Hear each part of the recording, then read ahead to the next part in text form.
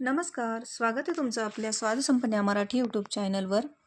आज आपण करणार आहोत आंबा आणि ओल्या नारळाची बर्फी।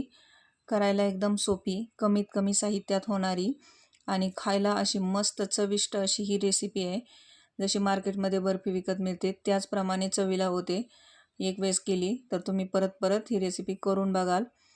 तर अशी ही नारळाची बर्फी आणि त्याच्यामध्ये आंबा, अशी ही आंबा नारळाची बर्फी आपण आज करणार आहोत। चला तर बघूया कशी करायची। आता ही बर्फी करण्यासाठी ते एक नारळ फोडून घेतलाय। आता याला आपण तुकडे करून घेऊ याचे। तिथे नारळाचे आपण तुकडे पण करून घेतलेले आहेत आणि आपल्याला याचा काळा भाग काढून घ्यायचा आहे, हा पाठीचा। तुम्ही बटाट्याचे सालं काढण्याच्या याने किंवा सुरीने तुम्हाला जसं जमेल त्या पद्धतीने याची सालं काढून घ्या किंवा हा काळा भाग सगळा काढून घ्या। पटपट निघतो हा भाग, खूप त्रास होत नाही काढायला। सुरीने काढलं तरी पटकन निघतो आणि असं या पद्धतीने काढला तरी पण झटपट निघतो। या पद्धतीने सगळं नारळ आपल्याला पांढरं करून घ्यायचे मस्त असं। आणि पांढरं केल्यानंतर आपल्याला याचे तुकडे करायचे आहेत। अगदी मोजक्या साहित्यात होणारी ही रेसिपी आहे, पण खायला एकदम भन्नाट अशी ही बर्फी तयार होते। तुम्ही जर एकदा केली तर परत परत कराल याची मला खात्री आहे। या पद्धतीने बर्फी जर करून बघितली तर। आता इथे आपण नारळाचे सालं बघूया, आपले पटपट निघत आहेत। असे सगळे सालं काढू आणि याचे सुरीने बारीक बारीक तुकडे करून घेऊ किंवा तुम्ही किसून घेतला नारळ तरी चालेल। मस्त असं आपले इथे नारळ पांढरं झालेलं आहे। आता या नारळाचे आपण सगळे तुकडे करून घेतलेत बारीक बारीक। आता याला आपल्याला मिक्सरमधून फिरवून घ्यायचं आहे। आपण एक नारळ घेतला होता, पूर्ण नारळ घेतला एक, त्याचा फक्त आपल्याला वाटीभर किस मिळतो। मस्त असे हे तुकडे आपण मिक्सरमध्ये घालू आणि फिरवून घेऊ, एकदम बारीक होईपर्यंत मस्त फिरवून घ्यायचे। आता इथे आपलं नारळ बारीक करून झालेला आहे, एकसारखा बारीक करून घेतलाय नारळ। कधी कधी तुकडे तसेच राहतात, त्यामुळे तुम्ही किसून केलं तरी चालेल, किसून मिक्सरमध्ये घालून बारीक केलं तरी चालेल। म्हणजे एकसारखा आपला इथे हा किस तयार होतो एकदम बारीक असा। आणि इथे 2 केशर आंबे घेतलेत मी, याला आपल्याला कापून घ्यायचे आणि याचा गर काढून घ्यायचा आहे आपल्याला।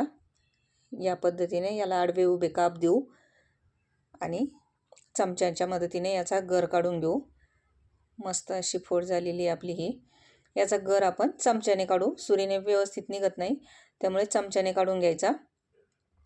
चमच्याने एकदम पटपट हा गर निघाला जातो, बघू शकता या पद्धतीने। आणि अजिबात आंब्याच्या कातड्याला काहीच राहत नाही, एकदम मोकळं साल होतं आंब्याचं। या पद्धतीने चमच्याने जर गर काढला तर एकदम पटपट आणि व्यवस्थित सगळा गर निघतो आणि अशा आंब्याचे छोटे छोटे आपल्याला काप मिळतात। तर याच पद्धतीने आपण राहिलेले दोन्ही आंब्याचे सगळं गर काढून घेऊ। आडवे उभे काप देऊन घ्यायचे आणि चमच्याने काढून घ्यायचं।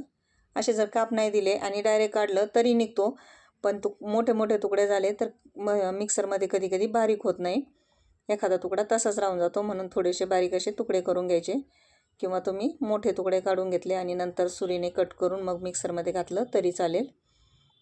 बघू शकता इथे आपला सगळा इथे गर काढून झाला आहे।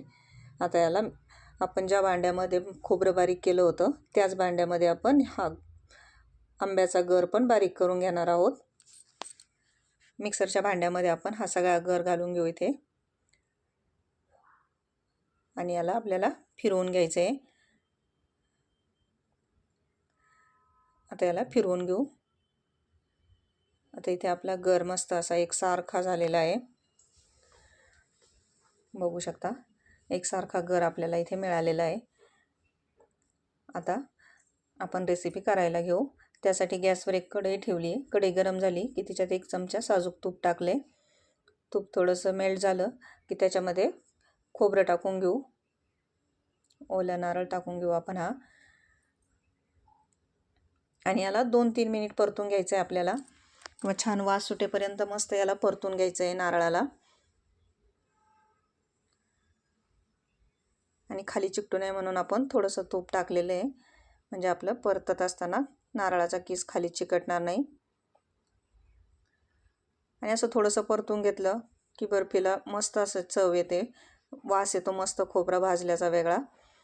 ते भाजतानाच तसा वास येतोय मला, त्यामुळे थोडंसं अगोदर खोबरं भाजून घ्यायचं आहे असं, आणि मगच त्यात आंब्याचा गर घालायचा. आता याच्यामध्ये आंब्याचा आपण हा पल्प टाकून घेऊ आणि याला मिक्स करून घेऊ, व्यवस्थित एकजीव करून घेऊ नारळ आणि आंबा. अगदी 4 वस्तूमध्ये सुद्धा ही बर्फी तयार होते आणि खायला खूप चविष्ट मस्त लागते. तुम्हाला पण नक्की आवडेल, तुम्ही पण एक वेळेस करून बघा अशी बर्फी. आता इथे मिक्स झालं आहे आपलं व्यवस्थित खोबरा आणि आंबा, आणि थोडंसं शिजलं आहे पण 2-3 मिनिट. आता याच्यामध्ये आपण अर्धी वाटी साखर टाकून घेऊ, किंवा साखर तुम्ही तुमच्या आवडीनुसार कमी जास्त करू शकता, किंवा आंब्याच्या गोडीवर कमी जास्त केली तरी चालेल साखर. आणि आता याला व्यवस्थित हलवून घ्यायचं आहे. छान याला आपल्याला 10 ते 15 मिनिट शिजवून घ्यायचं आहे. थोडंसं घट्ट होतं आहे, घट्ट होत चालतं आपोआप. बघू शकता मस्त असं चटचटून शिजतं आहे आपलं हे मिश्रण, आणि घट्ट होत चाललं आहे पहिल्यापेक्षा. आता थोडंसं अगोदर सैल होतं साखर विरघळल्यावर, आणि नंतर मग घट्ट व्हायला लागतं. बघू शकता पहिल्यापेक्षा इथे घट्ट झालं आहे, आणि रंग पण मस्त आला आहे.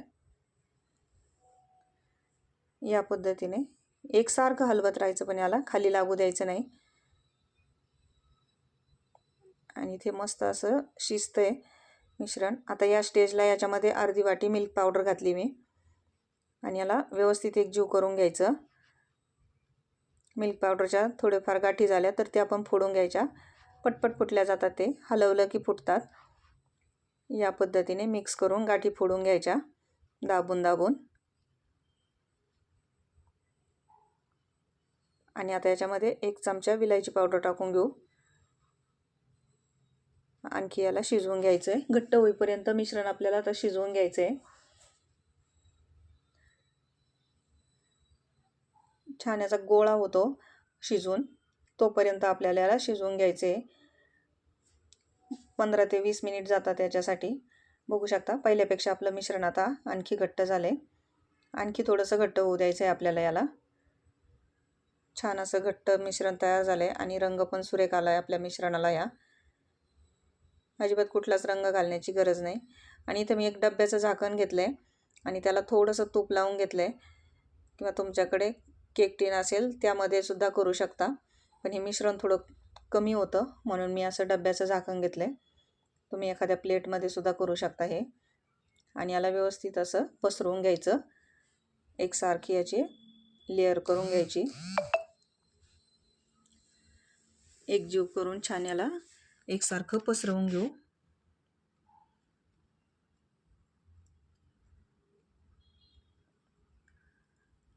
आता इथे आपलं मिश्रण पसरवून झाले. आता याला 10 मिनिट थोडंसं थंड होऊ देऊ, आणि 10 मिनिटांनंतर याच्या तुम्हाला पाहिजे त्या लहान मोठ्या आकारात कट करून घ्यायचे.